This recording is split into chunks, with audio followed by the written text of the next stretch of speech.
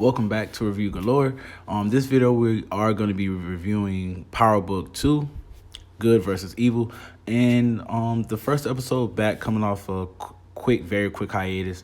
I was very pleased with the storyline, to say the least. Courtney Kemp has done a great job. I can't wait to see a lot of things come full circle. So, for starters, the trial is moving in a very unexpected manner. Even the judge is side-eyeing things. And I'm just waiting to see how that comes full circle. That is one of the things that I'm waiting to see the full picture. Malcolm, who is Lauren's boyfriend, who resembles Candyman to me, is in denial of Lauren's loyalty towards him, and I really feel like he should just give it up. Next is Drew is afraid of Kane, and I feel like Kane was a very, very key player in this episode. I call him Cujo Kane because he was off the leash. He was going mad. He was going crazy. I think we'll discuss Kane very shortly, but I believe that Drew is innately afraid of Kane, and that's why he lets Kane assume that Diana was sleeping with Tariq.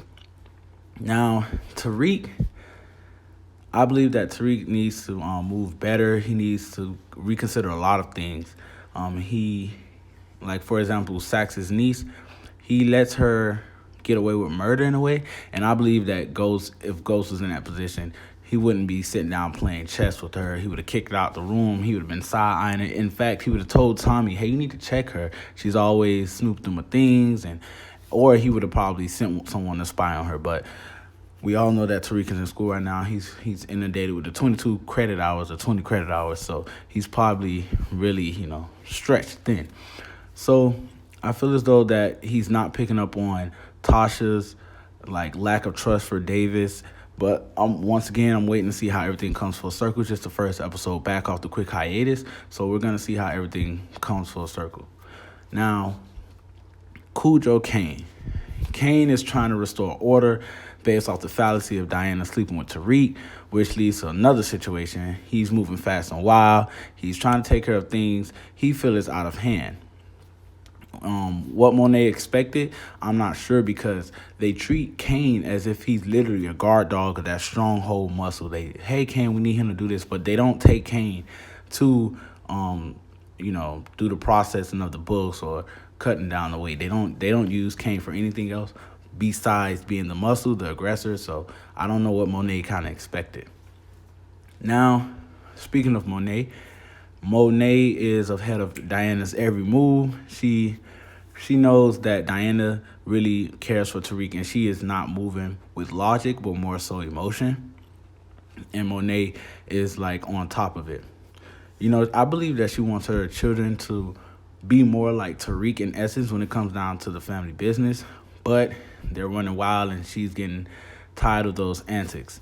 Now, towards the episode, which we will have spoilers in this quick review, towards the end of the episode, her and Cujo Kane get into this very big, heated discussion. He ends up knocking her down.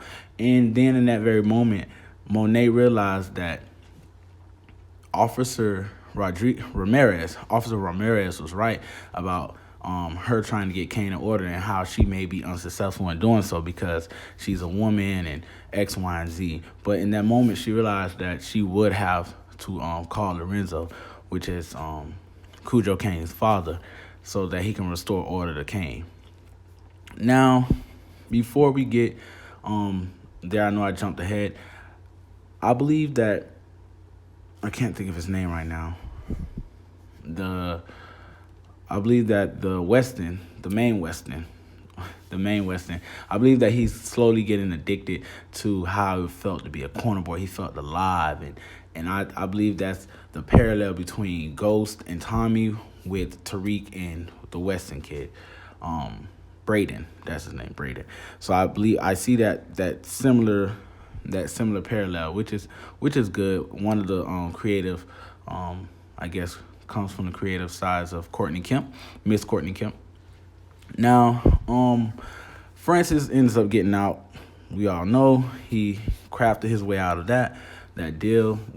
I really don't understand. I don't feel as though I like the way the trial is going, but once again, I'm going to wait till everything comes full circle. Just came off the hiatus.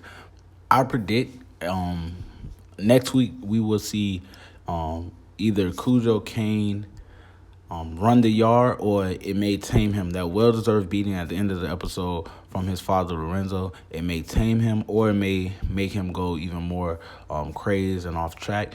I believe that him and Francis, being that Francis just got out of jail, I believe that him and Francis are gonna shake up the Power Book chess game just a bit, or they even may even cross paths. So hopefully we see a little bit more action in the next episode.